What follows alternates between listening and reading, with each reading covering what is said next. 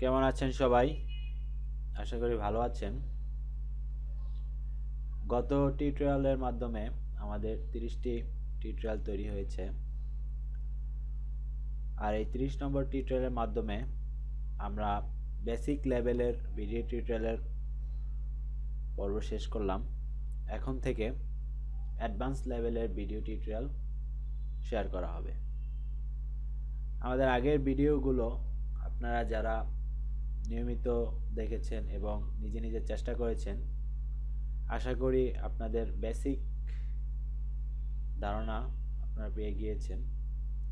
টুলসগুলো এবং কিভাবে টুলসগুলো ব্যবহার করতে হবে সে বিষয়ে আপনারা ধারণা পেয়েছেন। আপনারা কে কতটুক শিখলেন অবশ্যই আমার ফ্যান পেজ প্রযুক্তি পাতা এখানে গিয়ে আপনার মন্তব্যের মাধ্যমে জানাবেন। তাহলে আমি আপনাদের ফিডব্যাক দেখে বুঝতে পারবো আমার ভিডিওতে আর কি কি ইনক্লুড করলে ভালো হয়। এই পর্বে আমরা সম্পূর্ণ নতুন একটি টুল, প্যাচ টুল এর ব্যবহার জানব। প্যাচ টুলটি আপনি এখানে হিলিং ব্রাশ টুল এই প্যানেলে পাবেন। এই যে প্যাচ টুলটি সিলেক্ট করার পর ধরুন আমরা এই মিষ্টির ক্যানটি আমরা সিলেক্ট করব। এটা অনেকটা ল্যাসো টুলের মতোই সিলেকশন তৈরি করতে হয়। আমরা নিশ্চয়ই ল্যাসো টুলের ব্যবহার জানি। দেখুন সিলেকশন তৈরি হয়ে গিয়েছে। অথবা অল চেপে পলিগনিক ল্যাসো টুলের মতো আমরা এটা সিলেকশন তৈরি করতে পারবো। সিলেকশন তৈরি করার পর আমরা এখানে উপরে প্যানেলগুলো একটু দেখি। এখানে দেখুন সোর্স, ডিফল্ট ভাবে সোর্স সিলেক্ট করা থাকে এবং ট্রান্সপারেন্ট আনচেক করা থাকে। এবার আমরা এই সিলেকশনটি মাউস দিয়ে এভাবে ড্র্যাগ করি। দেখুন আমরা ভিতরে এই পাশের ঘাসের অংশটি দেখতে পাচ্ছি। অর্থাৎ এই প্যাচ টুলের কাজটি হচ্ছে আপনি আপনার সিলেকশনের অংশটি যদি অন্য কোনো অংশ দিয়ে ফিল আপ করতে চান তখন এই প্যাচ টুলের সাহায্য নিতে পারেন। দেখুন কত সুন্দরভাবে এর সাথে ম্যাচিং করে এই ক্যানটি এডিট হয়েছে। কন্ট্রোল এইচ চেপে আমরা যদি সিলেকশনটি হাইড করি তাহলে দেখুন খুব সুন্দরভাবেই মোটামুটি এডিট হয়েছে।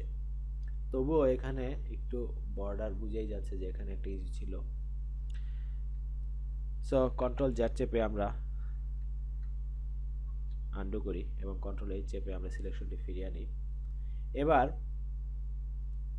আমরা সোর্স থেকে ডেস্টিনেশন এই অপশনটি চেক করে তারপর আগের সিলেকশনটি আমরা যদি মুভ করি তাহলে দেখুন এবার সরাসরি আমরা এই অংশটি কপি করছি।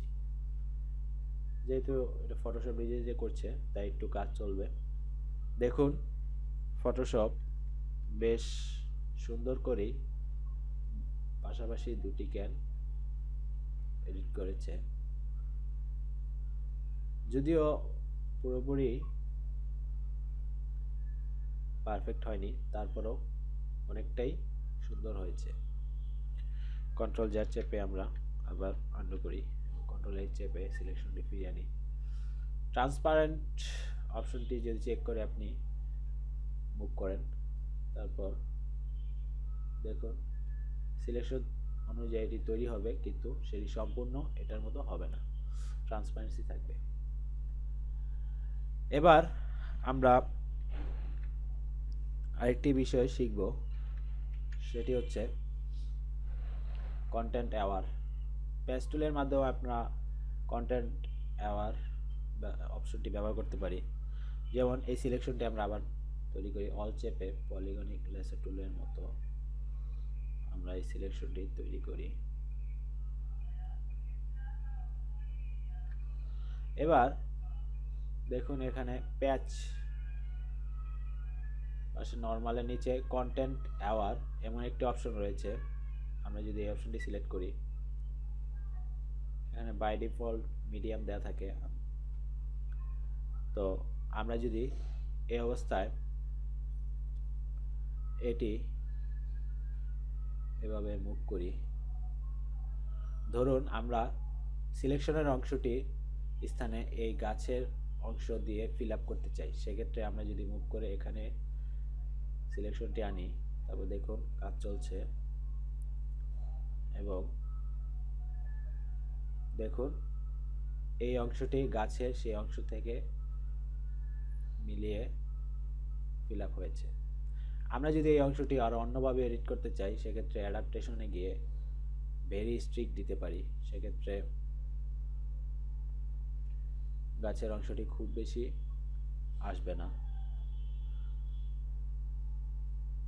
এবার আমরা যদি ভেরি লুজ দেই, তাহলে আমরা দেখতে পাবো সম্পূর্ণ অংশটি এই অংশের সাথে মিলে গাছের অংশ দিয়ে ফিল আপ হয়েছে। এভাবে খুব সহজে কন্টেন্ট অ্যাওয়ার বা সোর্স ইত্যাদি প্যাচ টুলের সাহায্যে আমরা কাজ করতে পারি।